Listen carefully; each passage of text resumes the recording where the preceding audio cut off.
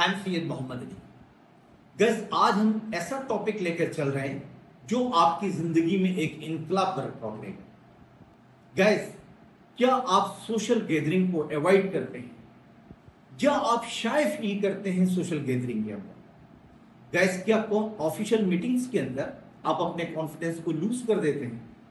या कभी आपको ऐसा महसूस होता है कि आप बहुत कुछ कहना चाहते हैं लेकिन आप कह नहीं पाते? आज की इस वीडियो में हम आपको एक पूरा लाएमल देंगे ताकि आप अपनी जिंदगी में तब्दीली ला सकें और आप भी एक कामयाब इंसान बन सकें, एक कामयाब लीडर बन सकें, एक कामयाब दोस्त बन सकें और एक लोगों के दरमियान फेवरेट पर्सनैलिटी बन सकें।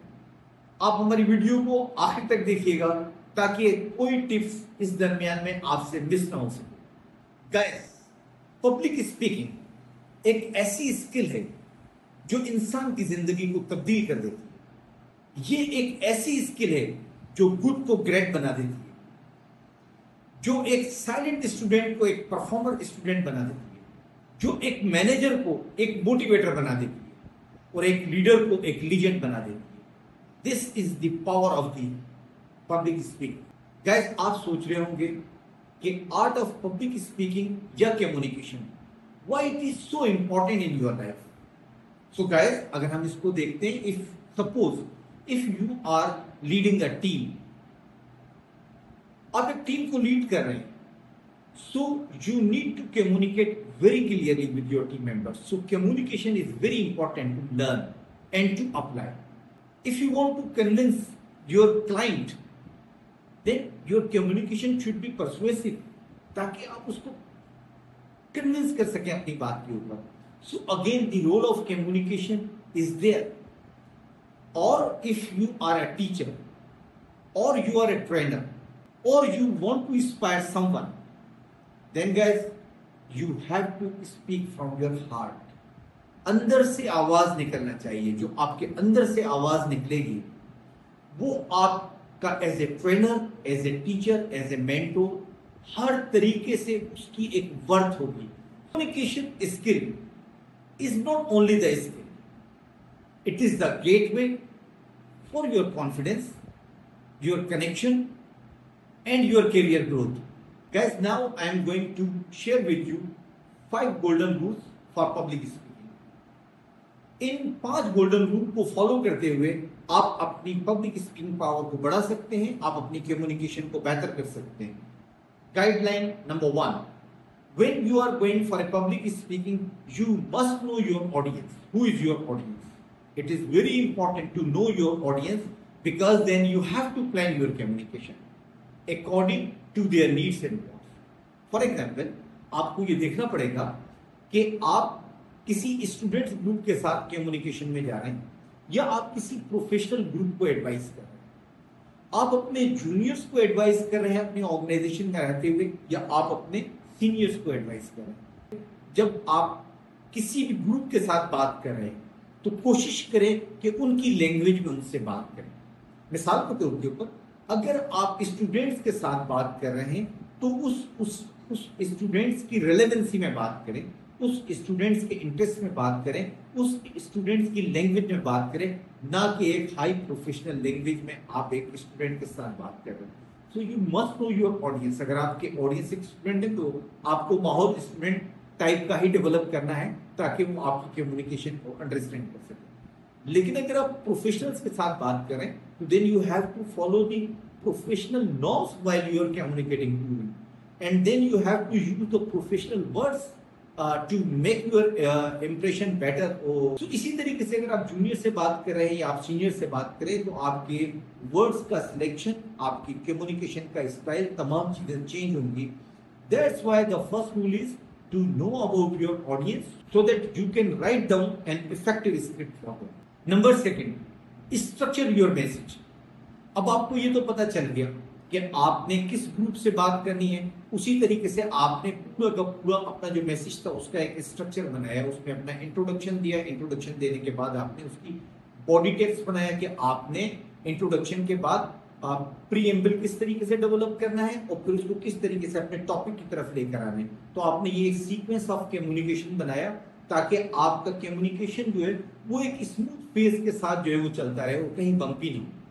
Guys, rule number 3, practice with patience. Guys, अगर आप देखें तो आपका कम्युनिकेशन उस वक्त शटर डाउन होता है जब आपके पास दो किस्म की वीकनेसेस हो। नंबर 1, आपके पास उस टॉपिक के ऊपर इनफ नॉलेज ना हो, तो आप बात करते हुए घबराते हैं क्योंकि आपको पता होता है कि आप इस टॉपिक को कैरी फॉरवर्ड नहीं कर सकते, या आप ज्यादा देर तक इस टॉपिक के ऊपर नहीं बोल सकते, या आपके पास इतना इफेक्टिव मटेरियल नहीं है कि आप लोगों को इंस्पायर कर सकें, या उसके ऊपर आने वाले जो क्वेश्चंस हैं उनको आप रिप्लाई नहीं कर सकते। तो बहुत सारे सवालात होते हैं जब आपके पास नॉलेज की कमी होती है।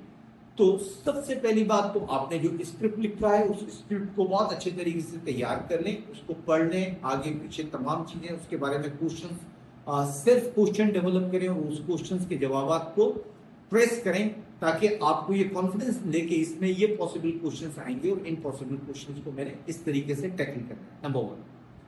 नंबर 2, आपके पास नॉलेज भी होती है लेकिन जब आपकी प्रैक्टिस नहीं होती तो उसमें दो किस्म के प्रॉब्लम आते हैं। नंबर 1, जब आप उस मैसेज को डिलीवर कर रहे होते हैं तो आपके पास एक सीक्वेंस ऑफ वर्ड्स नहीं होता, आपके पास स्ट्रक्चर सेंटेंस नहीं होते, और आप जब इमीडिएटली सेंटेंस बनाते हैं तो उसमें गलतियां करते हैं जिससे आपकी कम्युनिकेशन बम्पी हो जाती है, और उस बम्पी कम्युनिकेशन की वजह से आप अपना कॉन्फिडेंस लूज कर देते हैं। आपने इन दोनों चीजों को ओवरकम करना है। नंबर 1, आपने उस टॉपिक के ऊपर अच्छी तैयारी करनी है, खुद सेल्फ क्वेश्चंस डेवलप करने हैं कि क्या पॉसिबल क्वेश्चंस हो सकते हैं, और उसमें जिन क्वेश्चंस के जवाब आपको नहीं आते उन क्वेश्चंस के आपने जवाब निकालना है और अपनी तैयारी करनी है। नंबर 2, जो सेंटेंसेस आप प्रॉपर तरीके से नहीं बोल पा रहे थे, स्ट्रक्चर नहीं कर पा रहे थे, जिससे आपका कॉन्फिडेंस ब्रेक हो रहा था, आज आपने उस स्क्रिप्ट को बार बार पढ़ना है, मेमोराइज करना है। समटाइम कम्युनिकेशन का टेक्स्ट ही तब्दील हो जाता है, इसलिए आपके पॉजेस आपकी कम्युनिकेशन में बहुत जरूरी है। इसके अलावा जब आप वर्ड्स यूज कर रहे हैं तो आपकी टोन कम्युनिकेशन के अंदर एक इंपॉर्टेंट रोल प्ले करती है। जहां पर आपने किसी चीज को एंडोर्स करना है वहां आपकी टोन का ऊपर जाना बहुत जरूरी है, और उसको उस वर्ड को प्रेशर देना बहुत जरूरी है कि आप स्ट्रेस कर रहे हैं कि दिस इज इंपॉर्टेंट, राइट। इसके अलावा आपका इस कम्युनिकेशन के अंदर एक पेशेंस का होना बहुत जरूरी है, कॉन्फिडेंस का होना बहुत जरूरी है कि आप खुद जब कॉन्फिडेंस से बात करेंगे तो लोग उसको उसी कॉन्फिडेंस के साथ जो है अपने अंदर एब्जॉर्ब करेंगे और आपको उसी तरीके से रेस्पॉन्ड करेंगे।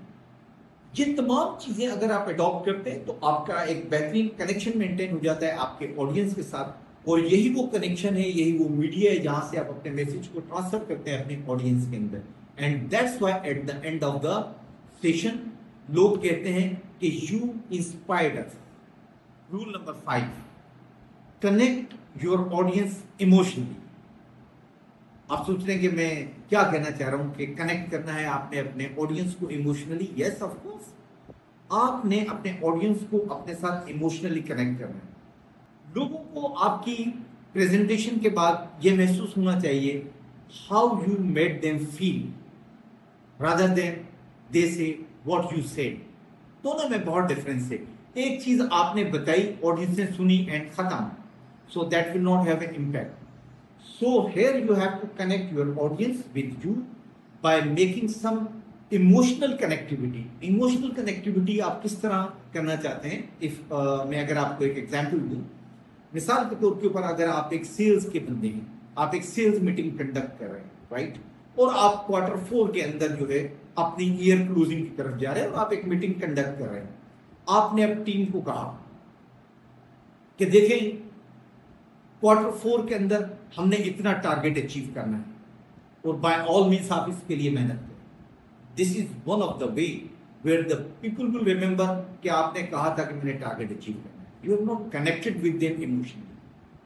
अगर आप इसी जुमले को इस तरीके से अपनी टीम के साथ शेयर करते हैं कि देखें आपने जो 9 महीने मेहनत करी, आई एप्रिशिएट देम, आपने Q1 फैंटास्टिक किया, आपका Q2 8 पार आया, Q3 के अंदर आपने बेइंतहा मेहनत करी, लेकिन अनफॉर्चुनेटली कुछ ऐसे रीजंस आ गए जिसकी वजह से आपकी मेहनत वो प्रोड्यूस नहीं कर सकी जो हम एंटिसिपेट कर रहे थे। लेकिन आपकी क्वार्टर 1 और क्वार्टर 2 की सलाहियत ये बताती है कि आप क्वार्टर 4 को एक सरप्लस क्वार्टर देके अपने आप को विक्ट्री स्टैंड पे खड़ा करेंगे at the end of the year. So remember guys, आपने अपनी टीम को बूस्ट दिया, उसके पॉजिटिव को उसको याद दिलाया, उसके मोरल को आपने अपलिफ्ट किया और फिर उसको आपने क्वार्टर 4 और एनुअल टारगेट के साथ ले जाके कनेक्ट कर दिया। यहां पर आपकी टीम आपके साथ खड़ी है और आपके जाने के बाद भी उसको ये याद नहीं को हमने क्वार्टर 4 करना है, उसको ये याद होगा हमारा क्वार्टर 1 क्वार्टर 2 को हमारे बॉस ने बहुत अच्छी तरह अप्रिशिएट किया, क्वार्टर 3 को के फैक्ट को रियलाइज किया, क्वार्टर 4 में my manager is looking for healthy closing and he has the confidence over us that we can do that, so we have to do that. So this is the way that emotionally you connect your people with the objective. किसी भी assignment को जब आप किसी इमोशनलिटी के साथ attach कर देते हैं तो उसकी वर्थ बढ़ जाती है, याद रखिएगा। और जो उसको फॉलोअर्स होते हैं वो पूरी कोशिश करते हैं कि अपना बेस्ट यूटिलाइज करके उसको अचीव कर सकें। This is the 5th golden rule of the communication. अच्छा गाइस, इसके अलावा कम्युनिकेशन के अंदर कुछ कॉमन फियर्स होते हैं। आज हम आपको बताएंगे इन कॉमन फियर्स को आप किस तरीके से ओवरकम कर सकते हैं। Number 1, afraid of forgetting words. एक तो ये फियर होता है कि जब मैं पब्लिक में बात करूंगा, जब मैं अपनी स्पीच डिलीवर करूंगा, जब मैं अपनी प्रेजेंटेशन डिलीवर करूंगा, जब मैं अपना इंटरव्यू डिलीवर करूंगा, मुझे बड़ा फियर ये होता है कि उस वक्त मैं भूल जाऊंगा, मैं बहुत सारी चीजें भूल जाता हूँ, जिसकी वजह से फिर मैं कंफ्यूजन का शिकार होऊंगा और मैं स्ट्रेस में आऊंगा और मैं कॉन्फिडेंस लूज करूंगा। ये कॉमन फियर है। ऑफ कोर्स पब्लिक में जिन लोगों को हेजिटेशन होती है बात करने में, उनमें ये एक फियर होता है। So for those guys there is a tip, आपने कभी फिर स्क्रिप्ट याद नहीं करना।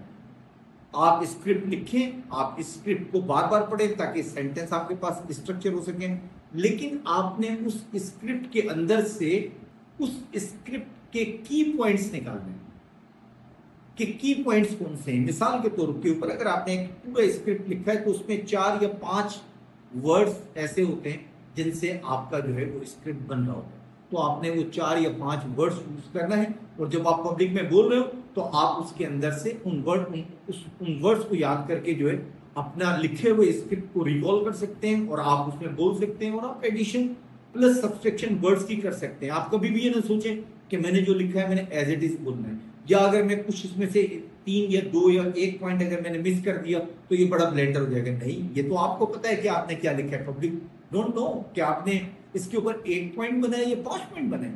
सो that only knows by you. तो आप इस पे कंफ्यूज ना हो, आप 3-4 जो है वो अपने पॉइंट्स याद करें और उसके ऊपर आप बोलना शुरू कर दें। सो इस तरीके से आप इस फियर को ओवरकम कर सकते हैं। नर्वस अबाउट जजमेंट, एक आपको फियर होता है कि जब मैं जाऊंगा लोग मुझे देखेंगे, मुझे जज करेंगे, मेरे बारे में क्या कहेंगे, क्या सोचेंगे, इस तरीके के ख्यालात आपके जहन में आते हैं। सो गाइस, इन ख्यालात को अपने जहन से निकालने के लिए मैं आपको रियलिटी की तरफ लेके आता हूं। आप प्रैक्टिकली देखें, जब आप फर्स्ट टाइम किसी प्रेजेंटेशन के लिए अपनी स्टेज पर पहुंचते हैं या आप अपनी स्टेज पर गए होंगे और आपने अपनी प्रेजेंटेशन को स्टार्ट किया होगा या आप अपनी प्रेजेंटेशन को स्टार्ट करेंगे, तो चंद ही मिनट के अंदर आप देखेंगे कि आपके कुछ ऐसे सीनियर कोलीग्स होंगे जो आपके साथ सर हिलाकर एग्री कर रहे होंगे कि आप सही कह रहे हैं। इसी गैदरिंग के अंदर कुछ ऐसे जूनियर्स लोग भी होंगे जो आपको थम्स अप कर रहे होंगे, मोटिवेट कर रहे होंगे कि आप बहुत बेहतर प्रेजेंटेशन कर रहे हैं। इसी में आपके कुछ ऐसे कोलीग्स होंगे जो स्माइलिंग फेस से आपकी तरफ देख रहे होंगे, और ये तमाम वो लोग हैं, ये तमाम वो आपकी ऑडियंस है जो आपको कामयाब देखना चाहते हैं। तो आप अपने जहन से ये निकाल दें कि आप जब होंगे स्टेज के ऊपर तो लोग जजमेंटल होंगे, आप इस चीज को निकाल दें, लोग सपोर्टिव होंगे, आप इस चीज को अपने जहन में रखें, सपोर्टिव होंगे। एक फियर ये आपके अंदर राइज होता है, एक और फियर आपके अंदर राइज होता है scared from the stage. Stage पे जाने से डर लगता है कि स्टेज पे जाऊंगा तो स्टेज पे इतने लोग होंगे, इतने सारे मामला, एक स्टेज का अपना फियर होता है। जैसे दरिया का खौफ होता है ना आपके पास, जब जाते हैं, आप स्विमर नहीं होते तो दरिया के पास खड़े होते हो, आपको डर लगता है कि ऐसा ना हो मेरा पैर फिसल जाए और मैं गिर जाऊं। लेकिन एक स्विमर होता है वो समुद्र में भी खड़ा होता है, वो दरिया में भी खड़ा होता है। तो अभी आप एक स्विमर नहीं बने, आप उस स्टेज की तरफ हैं, इसलिए आपके जहन के अंदर ये ख्याल आ रहा है कि जब मैं स्टेज पे जाऊंगा तो मेरे साथ क्या होगा। आइए इस स्टेज के फियर को निकालने के लिए कुछ छोटे छोटे से स्टेप लेते हैं, आपको छोटी छोटी दरियाओं में उतारते हैं, ताकि आप इस माहौल से एक्वेंट हो जाए और एक दरिया में उतरने के लिए तैयार हो जाए। इसके लिए आपने करना ये है कि आपने छोटी पब्लिक गैदरिंग के अंदर अपने आप को पहले इंट्रोड्यूस करना है। 5-7 लोगों के अंदर, 8-10 स्टूडेंट के दरमियान में आपने करना है, 5-7 स्टूडेंट के दरमियान में आपने करना है, अपने टीचर्स के साथ बैठ के करना है, अपनी फैमिली के साथ बैठकर अपनी चीज़ों को रिहर्सल करनी है उसकी, ताकि ये कि आप उसके ऊपर कमांड हासिल कर सकें और यहीं से आपको कॉन्फिडेंस आएगा। जब आप इन लोगों के अंदर देख लें कि आपने 2-4-5 प्रेजेंटेशन जो है अपनी अच्छी कर दी और उसके अंदर आपको खुद इंप्रूवमेंट नजर आएगी, आपके कॉन्फिडेंस में, आपकी कम्युनिकेशन में, हर चीज़ में, तो फिर आप आहिस्ता आहिस्ता इस साइज को बढ़ाना शुरू कर दें। फिर इंशाल्लाह एक वक्त होगा कि आप हजारों लोगों के स्टेज के सामने के ऊपर भी खड़े होकर बड़े कॉन्फिडेंस से अपने आप को बता रहे हैं। Remember, fear fades when preparation and purpose takes its place. At the end, I would like to say, learn from the masters. Master से सीखें। कुछ लोगों की स्पीचेस को जरूर सुने, रेगुलर सुने, ताकि आपको उनकी बॉडी लैंग्वेज का अंदाजा हो, उनकी वॉइस पिच का अंदाजा हो, वो किस तरीके से इमोशनली लोगों को कनेक्ट करते हैं, आपको इस बात का अंदाजा हो। आपको इस बात का अंदाजा होगा किस तरीके के वर्ड्स यूज करते हैं, कहाँ पर अपने आप को इमोशनली लोगों के साथ अटैच करते हैं, कहाँ पर डिटेच करते हैं। इन तमाम अप्स एंड डाउन्स के बारे में आप उस वक्त सीखेंगे जब आप बहुत ज़्यादा कुछ अपने लोगों के की स्पीचेस को सुनेंगे। तो कुछ लोगों की स्पीचेस और प्रेजेंटेशन को सुने ताकि आप लर्न कर सकें। नंबर सेकंड, आप खुद अपनी स्पीच को रिकॉर्ड करें। अब तो मोबाइल अवेलेबल है, मोबाइल में अपनी स्पीच को रिकॉर्ड करें और खुद सुने, और फिर उसके अंदर देखें कहाँ पर आपकी इंप्रूवमेंट की जरूरत है और इम्प्रूव करें, और फिर दोबारा रिकॉर्ड करें। ये एक्सरसाइज भी देखिए, कोई भी एक्सरसाइज ऐसी नहीं कि जो बहुत लंबा टाइम ले। आपको किसी भी एक एक्सरसाइज में कम से कम 8 to 10 अटेम्प्ट्स मिनिमम करना होंगे, तो आप एक काफी फ्लो के अंदर आ जाएंगे। ठीक है, तो आप इस तरीके से भी लर्न कर सकते हैं। छोटे छोटे छोटे क्लब्स के अंदर जाएं, वहां पर जहाँ पे आप स्पीच दे सकते हैं, वहां पर आप अपनी स्पीच दें और अपने फियर को निकालें, because the fear is a temporary thing. And I said when there is a preparation and practice and rehearsal, then the fears fade down. Remember, your voice is your power and your words can shape the mind. If you want to succeed in life, in business, and in relationship, learn to speak with clarity, conviction, and courage. This is not just public speaking. This is the art of influencing lives. So, what is stopping you? Start today, practice today, and one day you will stand on the stage you once feared. Guys, अगर आपको आज की हमारी video अच्छी लगी है तो हमारे चैनल को सब्सक्राइब करें, हमारी वीडियो को लाइक करें और बेल आइकन के बटन को जरूर प्रेस करें, ताकि आने वाली तमाम वीडियोस आपको टाइम पर मिल सके। सो मिलते हैं नेक्स्ट वीडियो में एक नए टॉपिक के साथ। Till that time, bye.